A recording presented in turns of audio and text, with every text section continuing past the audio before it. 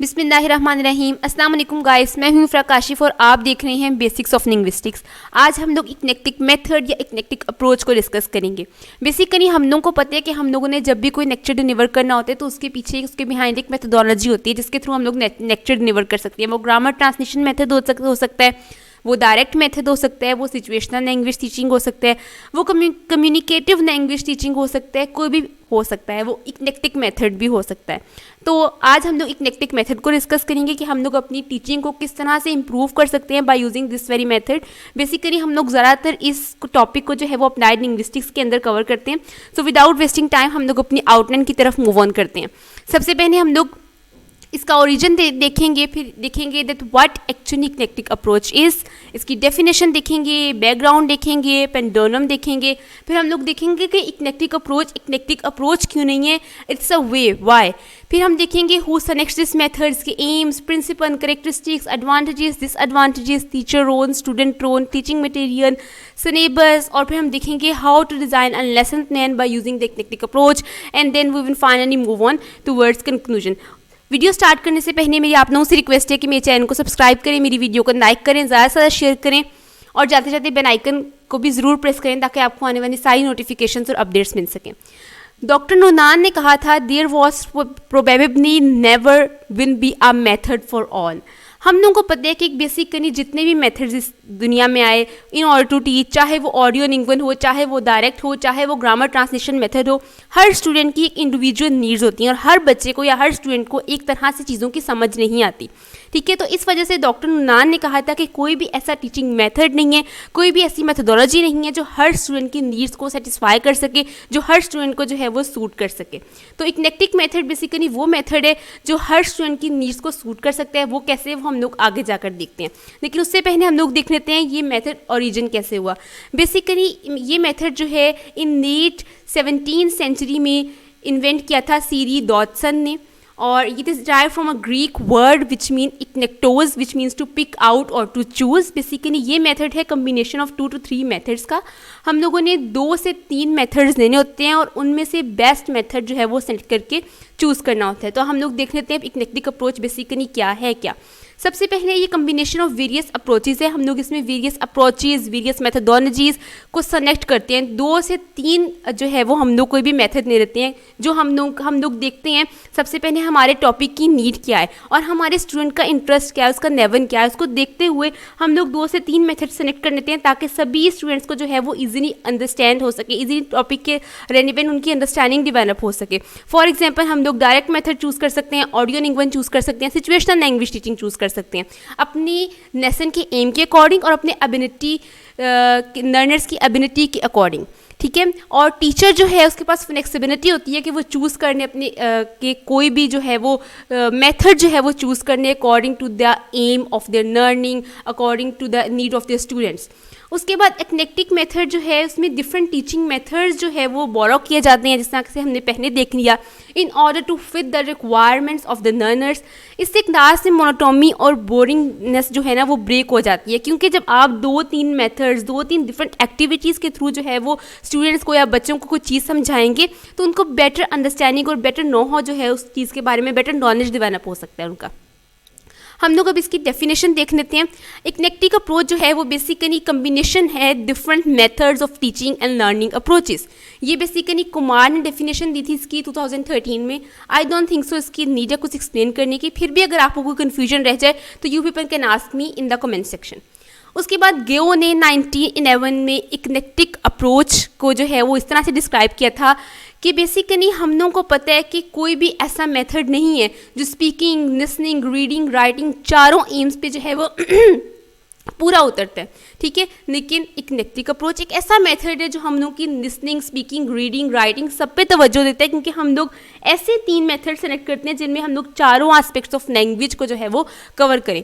फिर वाइडरमैन ने 2001 में कहा था कि इक्नेक्टिक अप्रोच जो है वो बेसिकली वो अप्रोच है जो बहुत ज़्यादा टीचर्स जो है वो आजकल प्राउडली अपनी क्लासरूम्स में वो है जो यूज़ करते हैं, wearing it like a badge of honour, और फ़ख्र महसूस करते हैं कि जो है वो इस मेथड के थ्रू जो है है वो लर्नर्स को एजुकेशन प्रोवाइड करें, स्टूडेंट्स को एजुकेशन प्रोवाइड करें, ताकि उनकी एक अच्छी अंडरस्टैंडिंग डेवलप हो सके। और हर स्टूडेंट की इंडिविजुअल कुछ नीड्स होती हैं। हमें पता है एक बंदा अगर टेक्टाइल लर्नर है तो दूसरा विजुअल लर्नर है, तीसरा ऑडियो लर्नर है।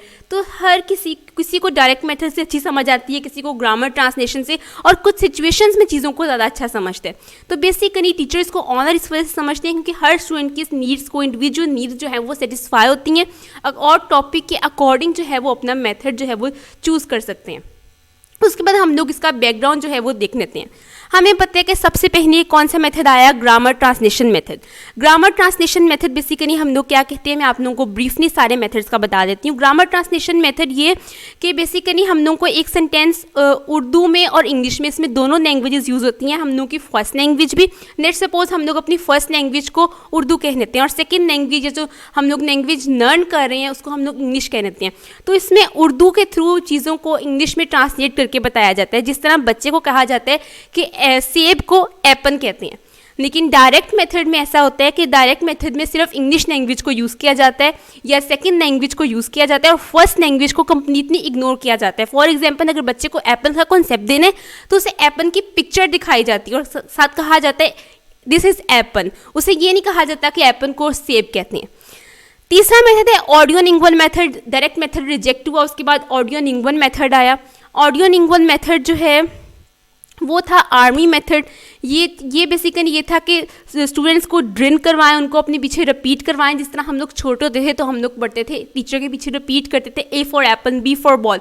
लेकिन इसके भी कुछ कॉन्सिक्वेंसेस थे, कुछ साइड इफ़ेक्ट्स थे, कुछ ऐसे गलतियाँ थी इसमें जिसकी वजह से ये मेथड भी रिजेक्ट हो गया। वो बेसिकली गलतियाँ ये थी कि स्टूडेंट्स जो हैं वो क्लासरूम में तो अच्छी तरह से अटेंडेंस प्रोड्यूस कर सकते थे, लेकिन जब क्लासरूम के बाहर उनसे कहा गया कि आप लोग बेटा बाहर जाकर बातचीत करें, तो वो बाहर बातचीत नहीं कर सकते थे, क्योंकि जो उनको रटा लगवाया गया था वो उसी के ऊपर ही बातचीत कर सकते थे।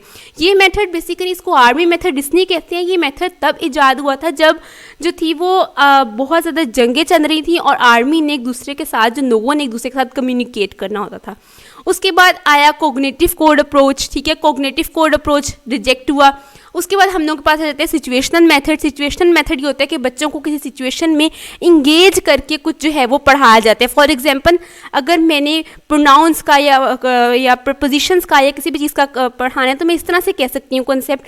For example, Apple on the table, book in the drawer. तो इस तरह से जो है वो कॉन्सेप्ट पढ़ाया जाता है। बुक सामने रखी जाती है बच्चे के, एप्पल उठा के टेबल पे रख दिया जाता है, पेंसिल उठा के टेबल पे रख दी जाती है। बच्चे को एक सिचुएशन दी जाती है जिसमें उसने एक्ट करना होता है। फॉर एग्जांपल, हम लोग बच्चे से ये कह सकते हैं कि आप ना फूड जो है वो ऑर्डर करें by using this very thing, this verbs, this is kind of verbs. तो इस तरह से सिचुएशनल मेथड होता है। लेकिन सिचुएशनल मेथड इस वजह से रिजेक्ट हो गया क्योंकि ये हर जगह पर अप्लाई नहीं किया जा सकता। जिस तरह for example poetry, drama, literature, बहुत सारे ऐसे सब्जेक्ट्स हैं जहाँ पर ये हायर क्लासेस में अप्लाई नहीं किया जा सकता। That's become a cause of its rejection. उसके बाद हम लोग के पास आ जाते हैं communicative language teaching. Communicative language teaching में ये आता है कि ये जो है वो लैंग्वेज की ग्रामर और फॉर्म पे फोकस नहीं करती, rather than focus on the fluency of language. ये लैंग्वेज की एक्यूरेसी पे फोकस नहीं करती। वो कहती हैं अगर आप बात करें, आपकी बात ग्रामेटिकली गलत भी है, लैंग्वेज का मतलब है मैसेज कन्वे करना। कम्युनिकेटिव लैंग्वेज टीचिंग वाले कहते हैं। तो अगर आपका मैसेज कन्वे हो रहा है नो मैटर व्हाट, अगर आप गलत तरह से भी ग्रामर यूज़ करें, अगर आपकी बात की समझ आ रही है तो ठीक है। अगर आप टूटी फूटी इंग्लिश भी बोल रहे हैं, टूटी फूटी उर्दू भी बोल रहे हैं, तो नो मैटर व्हाट आपकी बात की समझ आ रही है तो it's okay. Okay, Richard and Rodgers ने जो है वो 2001 में कहा था language teaching came its into profession in the 20th century, कि लैंग्वेज को टीच करना, लैंग्वेज को एक्वायर करवाना, लैंग्वेज को सेकंड लैंग्वेज लर्न करना जो है वो 20th सेंचुरी में आया था। क्योंकि हमें पता है कि इंडस्ट्रियलाइजेशन बहुत ज़्यादा हुई थी और लोगों को अपॉर्चुनिटीज़ चाहिए थी। हर कोई एक दूसरे की लैंग्वेज में बातचीत करना चाहता था ताकि वो अच्छी तरह से ट्रेड कर सकें, अपने बिजनेस को एक्सपेंड कर सकें, इस वजह से। Okay The whole foundation of contemporary language teaching was developed during the early part of 20th century since a number of उससे पहले भी कुछ मेथड जो है वो डेवलप हो चुके थे। ठीक है, ज़्यादातर early part of 20th century में ज़्यादातर मेथड्स जो है वो अर्ली 20th सेंचुरी में डेवलप हुए थे। ठीक है, और लेकिन पहले भी कुछ मेथड्स डेवलप हो चुके थे हम लोगों को, क्योंकि इस चीज़ की इस चीज़ का आइडिया, क्योंकि किनेक्टिक मेथड बहुत पहले का है 17th सेंचुरी का, लेकिन रिकॉग्नाइज लैंग्वेज टीचिंग को हम लोग कह सकते हैं कि 20th सेंचुरी में ही किया गया था।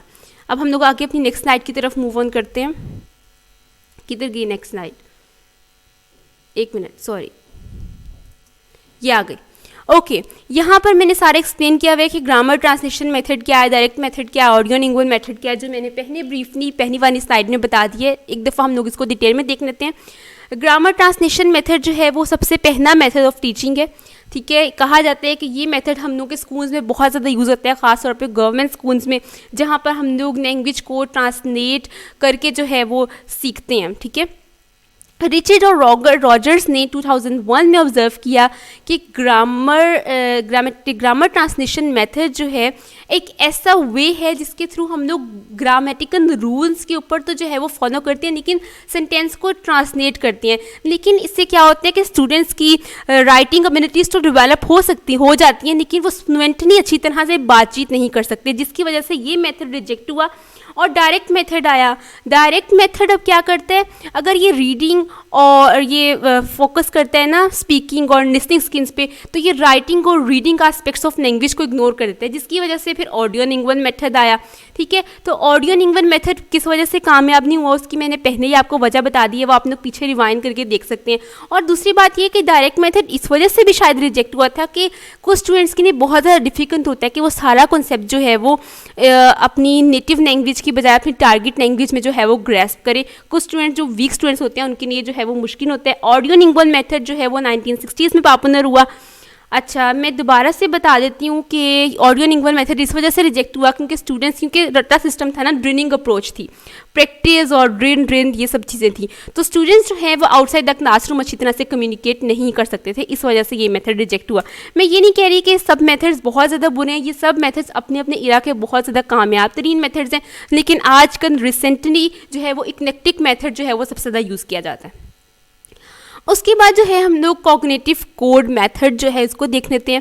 कॉग्निटिव कोड मेथड जो है ये रिएक्शन है against the audio lingual method, ठीक है। और ये जो है ये जो मेथड है ये मैक्सिमम क्रिएटिविटी प्रोवाइड करते हैं to the students in order to communicate in the different situations. लेकिन हम एक बाद में ये ऑब्जर्व किया गया कि हम लोग सारी सिचुएशंस जो हैं वो बच्चों के लिए क्रिएट नहीं कर सकते, क्योंकि हर किसी की लाइफ सिचुएशंस डिफरेंट होती हैं और बहुत सारी ऐसी सिचुएशंस होंगी जिनको क्लासरूम में ओवर कर दिया जाता हो। उसके बाद आया situational language teaching. Situational language teaching 1960s में आया। मैंने आप लोगों को पहले ब्रीफली बता दिया कि सिचुएशनल लैंग्वेज टीचिंग जो है वो क्या है।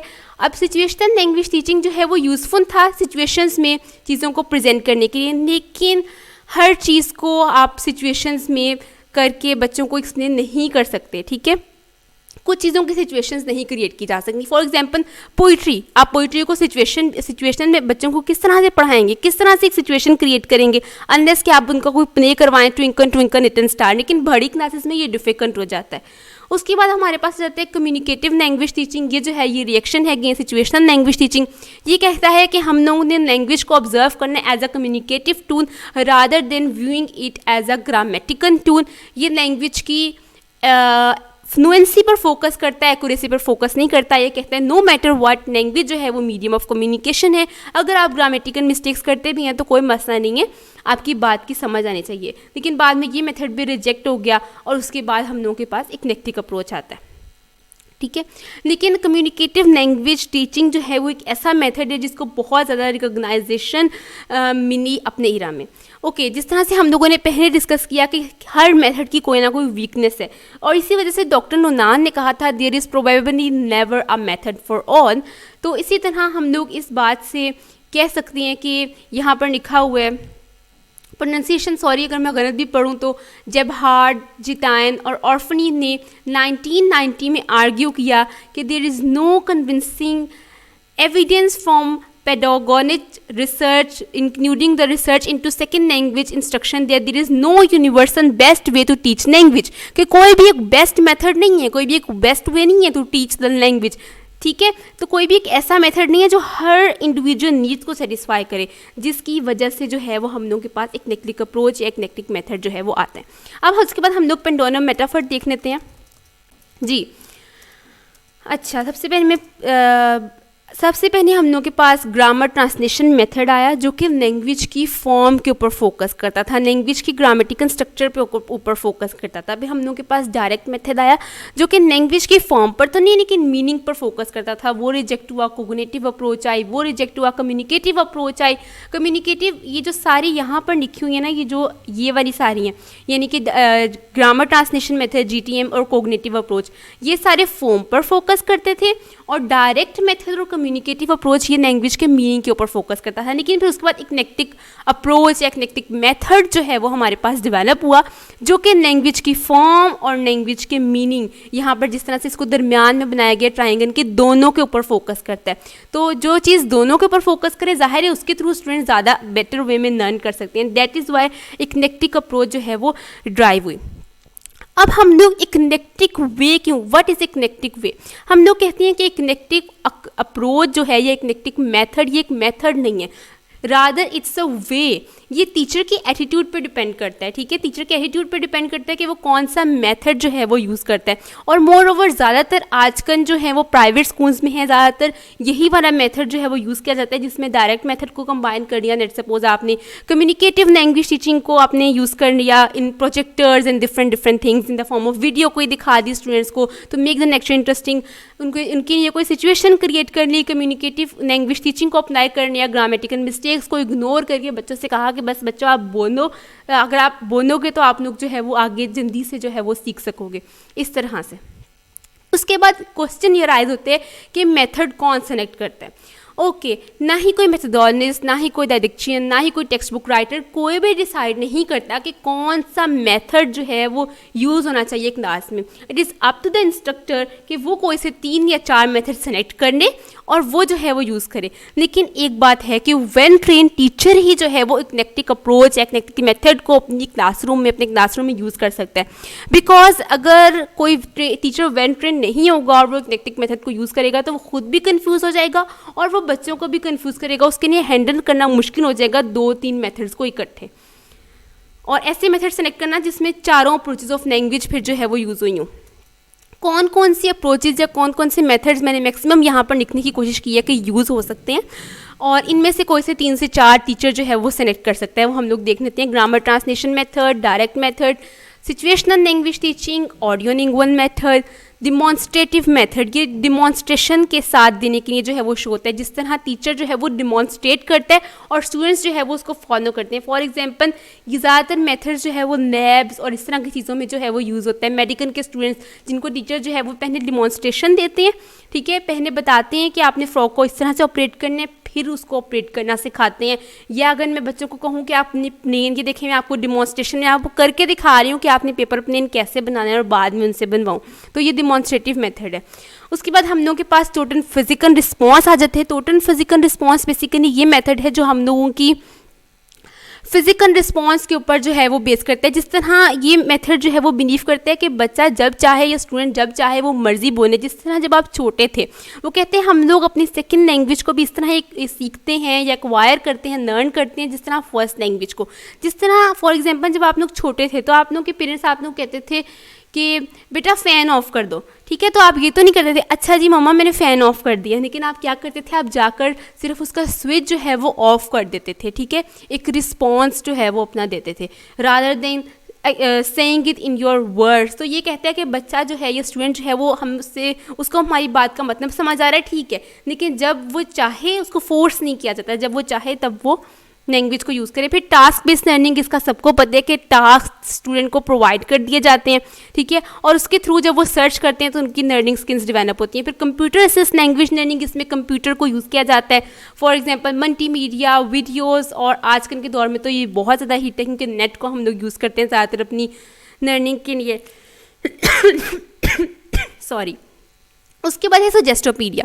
सजेस्टोपीडिया बेसिकली ये मेथड है कि काम इन्वायरमेंट जो है वो क्रिएट किया जाता है, एक नेक्स्ट इन्वायरमेंट में बच्चों को जो है वो लर्न करवाया जाता है। इस मेथड में बेसिकली ये होता है कि लाइट्स जो हैं वो डिम होती हैं और बच्चों को होमवर्क जो है वो बिल्कुल भी नहीं मिलता, बहुत कम मिलता है, बच्चों ने जिस टीचर की बात को फॉलो करना होता है। और उसके बाद है हमारे पास कम्युनिकेटिव लैंग्वेज जो हम लोग पहले से डिस्कस कर चुके हैं। और कम्युनिटी लैंग्वेज लर्निंग है, फिर साइलेंट मेथड के थ्रू भी जो है वो हम बच्चों को पढ़ाते हैं। अच्छा, उसके बाद हम लोग बात करें एम ऑफ इक्नेक्टिक अप्रोच, तो हर एस्पेक्ट ऑफ लैंग्वेज को, हर लिंग्विस्टिक स्किन को ये कवर करता है, चाहे वो लिसनिंग, स्पीकिंग, रीडिंग, राइटिंग कोई भी हो। उसके बाद हम लोग डिस्कस कर लेते हैं बाकी सारे मेथड्स को। अगर इसके साथ कंपेयर करें तो ग्रामर ट्रांसलेशन मेथड जो है वो लिसनिंग और स्पीकिंग पे फोकस नहीं करता, हाँ रीडिंग और राइटिंग पे फोकस करता है। उसके बाद आ जाता है डायरेक्ट मेथड। डायरेक्ट मेथड जो है वो लिसनिंग और स्पीकिंग पे फोकस तो करता है, लेकिन रीडिंग और राइटिंग को कम्प्लीटली इग्नोर करता है। ऑडियो लिंगुअल मेथड की बात करें तो ये जो है चारों पे फोकस करता है, लेकिन रीडिंग और राइटिंग बाद में इंट्रोड्यूस करवाई जाती हैं। सिचुएशनल लैंग्वेज की बात करें तो लिसनिंग और स्पीकिंग, रीडिंग, राइटिंग सब पे फोकस करते हैं, लेकिन साथ साथ कुछ भी नहीं सिखाया जाता। रीडिंग और राइटिंग बाद में जो है वो बच्चों को इंट्रोड्यूस करवाई जाती है, और ज़्यादातर उस पर फोकस कम ही किया जाता है दोनों में, सिचुएशनल लैंग्वेज में और ऑडियो लिंगुअल में। अच्छा, उसके बाद हम लोग प्रिंसिपल्स ऑफ इक्नेक्टिक अप्रोच जो है वो यूज़ कर देख लेते हैं। ये बेसिकली कहता है इक्नेक्टिक अप्रोच के लैंग्वेज जो है वो स्टूडेंट्स को टारगेट लैंग्वेज यानी कि N2 जिसको वो लोग जिसको वो लोग लर्न करें, उसमें ही बच्चों को आपने जो है वो चीज़ों को जो है वो एक्सप्लेन करना है, चीज़ों को जो है वो समझाना है, किसी भी तरह से चीज़ों को सब कुछ करना है, ठीक है। और जब आपको ज़रूरत पड़े, जब नेसेसरी हो, जब बच्चों को ज़रूरत हो, तब आप लोग सिनोनिम्स ऐड कर सकते हैं, तब आप लोग बच्चों की नेटिव लैंग्वेज को भी यूज़ कर सकते हैं in order to provide them with ease. और इक्नेक्टिक अप्रोच ये कहता है कि हर स्टूडेंट्स की इंडिविजुअल नीड्स होती हैं, उनकी डिफरेंसेस को रिस्पेक्ट करना चाहिए, उनकी डिफरेंसेस के अकॉर्डिंग हमें एक ऐसा मेथड सेलेक्ट करना चाहिए जहाँ पर जो है वो अच्छी तरह से लर्न कर सकें। फिर वर्ड यूजेज जो है वो स्टार्ट कर दी जाती है सेंटेंसेस में, जिस तरह अगर हम लोगों ने बच्चों को कॉन्सेप्ट देना है ही का या शी का, तो he is a bad boy, he is a good boy, he is a smart boy, he is a fat boy, इस तरह से जो है ना वो बच्चों को पढ़ाया जाता है। वर्ड यूजेज जो है ना वो सेंटेंसेस में बच्चों को स्टार्ट करवाई जाती है। ये नहीं कि बच्चों को बताती हैं कि he is use for mails और इस तरह से, लेकिन सेंटेंसेस के थ्रू जो है वो बच्चों को वर्ड यूजेज जो है ना वो शुरू से ही सेंटेंसेस के थ्रू बच्चों को बात का मतलब जो है वो समझाया जाता है। और चारों language skills, reading, writing, listening, speaking को सबको इंक्लूड किया जाता है। उसके बाद करेक्टरिस्टिक्स को देखने तो ये मेथड बहुत ज़्यादा फ्लेक्सिबल मेथड है। टीचर अपनी मर्जी से जो है वो कोई भी अप्रोच सेलेक्ट करके यूज़ कर सकता है। Breaks monotony and boringness in the class, जिससे हम लोगों ने पहले डिस्कस कर लिया। Use different aids and techniques for better understanding, कोई भी टीचिंग मटेरियल आप यूज़ कर सकते हैं, कोई भी डिफरेंट किस्म की एड्स कुछ भी यूज़ कर सकते हैं ताकि स्टूडेंट जो है वो अच्छी तरह कॉन्सेप्ट को ग्रैस्प कर सके। फिर इसके बाद बहुत ज़्यादा टाइम जो है वो इस मेथड से जो है वो सेव होता है और टीचर जो है वो एक मेथड चूज़ कर सकता है according to the needs of their students and according to the aim of their lesson or the topic of their lesson, ठीक है। तो अपनी मर्जी से टीचर कोई भी मेथड सेलेक्ट कर लेते हैं। उसके बाद नेक्स्ट देख लेते हैं हम लोग इस मेथड के एडवांटेजेस क्या हैं। सारे मेथड्स में से बेस्ट मेथड हम लोग सेलेक्ट करते हैं according to our need of our students and as well as according to different things and according to the needs of our students as well as according to the needs of the topic, ठीक है। तो ये best draw करता है, ठीक है। ये active participation जो है वो इन्हांस करता है, बच्चों को जो है वो कहता है कि आप क्लास में पार्टिसिपेट करें in order to learn properly, ठीक है। लर्नर्स जो है वो ज़्यादा अटेंटिव होते हैं, जाहिर सी बात है जब आप डिफरेंट मेथड्स को यूज़ करेंगे तो लर्नर ज़्यादा इंपॉर्टेंट होंगे, ज़्यादा इन्वॉल्व होंगे क्लास में। मोनोटोमी को ब्रेक करता है क्लास में, ठीक है। लर्निंग को लाइवली और इंजॉयबल बनाता है, इंजॉयबल वे में, इंजॉयबल चीज़ में जो है वो बच्चे लर्न करते हैं, ठीक है। क्लास में मोनोटोमी को ब्रेक करता है। It gives multiple opportunities to students to develop their skills, students को अपॉर्चुनिटीज़ दी जाती हैं कि वो अपनी सारी स्किल्स को डेवलप कर सकें, including listening, reading, writing, speaking, everything. Teacher has more flexibility to choose the method according to the aim of the subject, according to aim of the lesson, according to aim of the topic as well as need of the students, ठीक है। No aspect of language is ignored, reading, writing, listening, speaking सब पे focus किया जाता है, ठीक है। और ये टाइप्स ऑफ प्रोग्राम्स जो हैं वो बेसिकली मल्टीलिंगुअल सेटिंग्स में, क्रॉस कल्चरल सेटिंग्स में जो है वो यूज़ किए जा सकते हैं, ठीक है। और टीचर जो है वो अच्छी तरह से रिकॉग्नाइज कर सकता है क्रॉस कल्चरल और मल्टीलिंग्विस्टिक सेटिंग्स को। जब डिफरेंट टाइप्स के स्टूडेंट्स आपके पास बैठे होंगे तो आपको भी डिफरेंट कल्चर्स के रेलेवेंट जो है वो नो होगी। उस पर हम लोग इस मेथड के डिसएडवांटेजेस को देख लेते हैं। तो हाँ, ये हम लोगों को पता है कि हर स्टूडेंट्स के डिफरेंट कल्चर्स होते हैं, तो कल्चर डिफरेंसेस की वजह से क्या होता है कि कई दफ़ा जो है वो कल्चर डिफरेंसेस की वजह से कुछ कल्चर में एक बात अच्छी समझ आती है और कुछ कल्चर में नहीं समझ आती। जिस तरह मुझे नहीं कंफर्म, मैंने सुना ज़रूर है कि इंडियन कल्चर में जो है वो फ्रॉग का नेम जो है वो लेना पसंद नहीं करते, specially during their religious ceremony, ठीक है। और हम लोग एज अ मुस्लिम हम लोग जो है वो बहुत ज़्यादा इसको फ्रॉग को जो है वो अल्लाह ताला की इबादत करने वाला जानवर समझते हैं, सही है। तो कल्चर डिफरेंसेस होते हैं जिसकी वजह से को हो सकता है कि ये मेथड जो है वो स्टूडेंट्स में वर्क ना करे। ये मेथड जो है वो बेसिकली कम्प्लेक्स है मैनेज करने के लिए, क्योंकि आप लोग 2 से 3 मेथड्स यूज़ कर सकते हैं। और अगर मैंने पहले भी बताया था कि टीचर को जो है वो बहुत ज़्यादा एक्सपीरियंस होना चाहिए ये मेथड यूज़ करने के लिए। अगर टीचर जो है वो कंफ्यूज हो जाएगा खुद ही डिफरेंट मेथड्स के दरमियान में, तो स्टूडेंट्स भी जो है वो ज़ाहिर सी बात है फिर कंफ्यूज हो जाएंगे। उसके बाद हम लोग बात कर लेते हैं टीचर रोल की। तो टीचर का जो रोल होता है वो इसमें फैसिलिटेटर का होता है। टीचर जो है वो स्टूडेंट्स को फैसिलिटेट करता है, गाइड करता है, एज अ कोच जो है वो एक्ट करता है। ये एक लर्नर सेंटर्ड अप्रोच है जिसमें लर्नर का या स्टूडेंट का जो है वो ज़्यादा रोल होता है। स्टूडेंट्स को क्लास में ज़्यादा इन्वॉल्व किया जाता है ताकि वो अच्छी तरह से लर्निंग जो है वो कर सके। टीचर का काम होता है कि वो स्टूडेंट्स को या बच्चों को, लर्नर को जो है वो एक्टिवली क्लास में इंगेज करे। उसके बाद लर्नर का क्या रोल होता है? लर्नर का रोल जो टीचर का रोल होता है कि फैसिलिटेट करे स्टूडेंट्स को in order to solve their problem, promote the environment of inquiry के बच्चों आप लोगों को किस चीज़ में कन्फ्यूजन है, क्या चीज़ में मुश्किल आ रही है।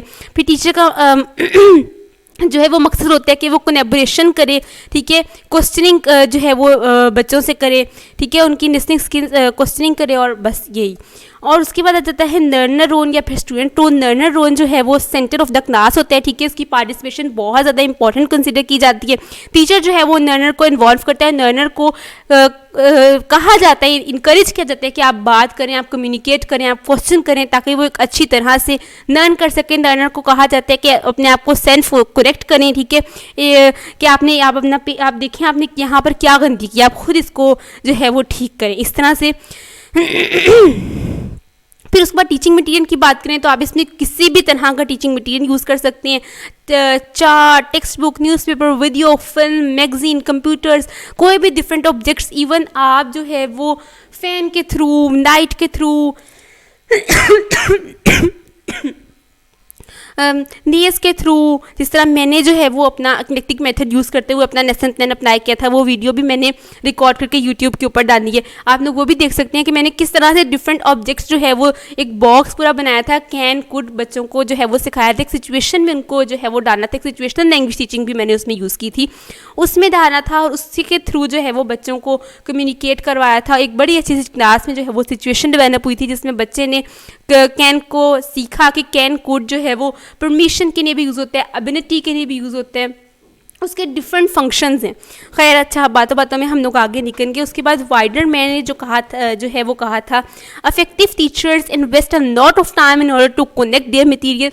एक अफेक्टिव टीचर जो है वो हमेशा बहुत ज़्यादा टाइम इन्वेस्ट करते हैं to connect their material in order according to the need of their lesson and according to the interest of their students. For example, अगर आप जो है वो कोई ब्यूरोक्रेसी का कोई टॉपिक नहीं आएंगे, ब्यूरोक्रेसी की कोई वीडियो उठा के नहीं आएंगे और आप पढ़ा रहे होंगे 3 क्लास के बच्चे को, तो उसकी नहीं उसको कोई भी इंटरेस्ट नहीं होगा इसमें। रादर दिन अगर आप कार्टून की कोई वीडियो नहीं आएंगे तो वो ज़्यादा जो है वो इंटरेस्टेड होगा एक लेसन को, एक चीज़ को समझने में। उसके बाद हम लोग आगे देख लेते हैं कि लेसन प्लान जो है वो क्या होता है। लेसन प्लान को हम लोग इंशाल्लाह अगर आप लोग कहेंगे तो हम लोग डिटेल में जो है वो डिस्कस करेंगे। सबसे पहले आप लोग अपने टॉपिक को इंट्रोड्यूस करवाएं, कुछ 2-4 क्वेश्चंस जो है वो स्टूडेंट्स से पूछें बन के, आप लोग मुझे कहें मुझे नीचे कमेंट सेक्शन में मेंशन करें। अगर आप लोग कहेंगे तभी मैं डिटेल में लेसन प्लान के ऊपर एक डिटेल्ड वीडियो बनाकर अपलोड करूँगी। अच्छा, तो हम लोग जो है वो यहाँ पर मूव ऑन करते हैं अपने सिलेबस की तरफ। इसमें बहुत ज़्यादा या मेथोडोलॉजी, इसमें बहुत सारी मेथोडोलॉजीज़ जो है वो यूज़ की जाती हैं। जिस तरह हम लोग इसमें बहुत सारी एक्टिविटीज़ यूज़ कर सकते हैं। क्लास में बहुत ज़्यादा डाइवर्सिटी होती है। सीक्वेंसिंग, एक प्रॉपर सीक्वेंस के थ्रू जो है वो बच्चों को पढ़ाया जाता है।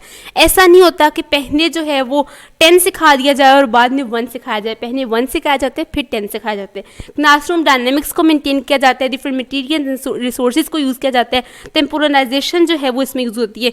ये वो रेफरेंसेस हैं जहाँ से मैंने जो है वो ये सारा मटेरियल कनेक्ट किया है। उसके साथ साथ नीचे भी स्लाइड्स में भी रेफरेंसेस जो है वो मेंशन्ड है। और कंक्लूजन की बात करें तो इक्नेक्टिक मेथड मेरे ख्याल से बेस्ट ऑफ मेथड्स है, जिसमें 2 से 3 मेथड्स को जो है वो आप कंबाइन करके according to the needs of the students जो है वो अप्लाई करते हैं। क्लास में मोनोटोनी ब्रेक करता है, ठीक है, और टीचर को फ्लेक्सिबिलिटी प्रोवाइड करता है। स्टूडेंट्स जो है वो क्लास को नाइवली इंजॉयबल बनाता है, जिसकी वजह से स्टूडेंट्स अच्छी तरह से लर्निंग डेवलप कर सकते हैं। लिसनिंग, रीडिंग, स्पीकिंग, राइटिंग, चारों एस्पेक्ट्स ऑफ लैंग्वेज को या लिंग्विस्टिक्स चारों एस्पेक्ट को जो है वो कवर करता है। If you even have any question you can ask me in the comment section. तब तक के लिए थैंक यू, अल्लाह हाफिज़।